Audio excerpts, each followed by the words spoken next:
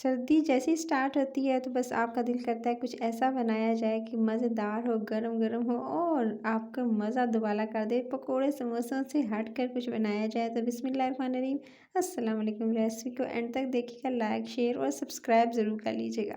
इस रेसिपी के लिए सबसे पहले तो आपको चाहिए पैन के अंदर आपने ले लेना है 2 कप पानी।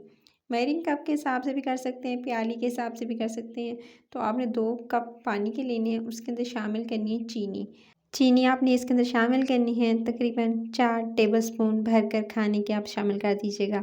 और प्याली के हिसाब से बताऊं तो तकरीबन आपने इतना शामिल करना है चीनी को कि एक प्याली से थोड़ी सी कम हो चीनी, तभी इसके अंदर शामिल करके चीनी पानी के अंदर आपने इसके घुलने का इंतज़ार करना है।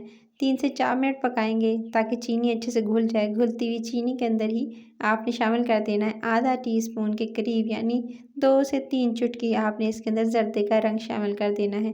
ज़र्दे का रंग शामिल करते ही फिर आपने इसे धीमी आंच पे पकाना है। अच्छा, ये एक तार का जो शीरा होता है ना, वैसा इस रेसिपी के लिए नहीं चाहिए होगा। बस सिंपल आपने पकाना है ताकि इसकी क्वांटिटी बस रिड्यूस है। 2 कप से तकरीबन 1 कप के करीब रह जाए, इतना पकाना है। साथ में मैंने शामिल कर दी इसके अंदर इलायची का पाउडर। तकरीबन 1 छोटा चाय का चम्मच इलायची पाउडर का इस्तेमाल करेंगे।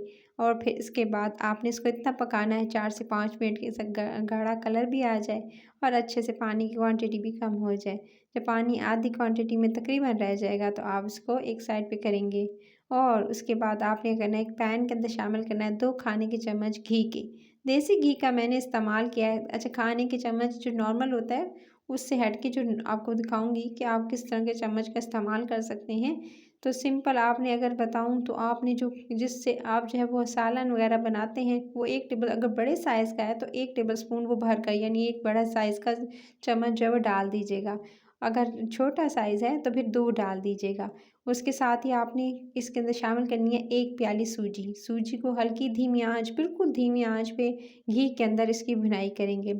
इसकी इतनी भुनाई करनी है कि इसका कलर जो आपको नज़र आ रहा है ना वो लाइट गोल्डन यानी हल्का-हल्का सुनहरी रंग का हो जाए, इतना आपने भूनना है। अच्छा, 1 प्याली सूजी है, उस हिसाब से मैंने शीरा तैयार किया और इस हिसाब से जो है इसको भून रही है। सूजी को भूनते-भूनते इसका कलर देख सकते हैं ना आप। बस ये इस बात का ध्यान रखना है कि आपने जो है बिल्कुल धीमी आँच पे इसको भूनना है, नहीं तो सूजी जल जाएगी। कलर तो आ जाएगा लेकिन सूजी का कच्चापन दूर करना है, इसी वजह से मैंने इसकी भुनाई की है। अब जो गरम-गरम शीरा था ना, वो आपने साइड पे चूल्हे पे चढ़ा देना है जब आप ये सूजी भून रहे होंगे, ताकि वो गरम-गरम हो और आप गरम-गरम शीरा इस गरम-गरम सूजी के अंदर डाल दें।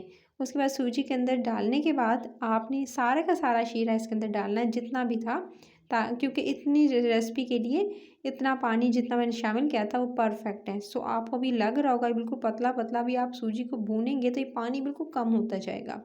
इसको इतना भूनना है कि आप ये देख सकते हैं इसके अंदर गाढ़ापन सूजी के अंदर आ जाए, बस इतना भूनना है, उसका कच्चापन दूर हो जाए। अच्छा, धीमी आंच, धीमी से दरमियानी आंच रखी हुई है मैंने, जिस पे सूजी की भुनाई कर रही हूँ।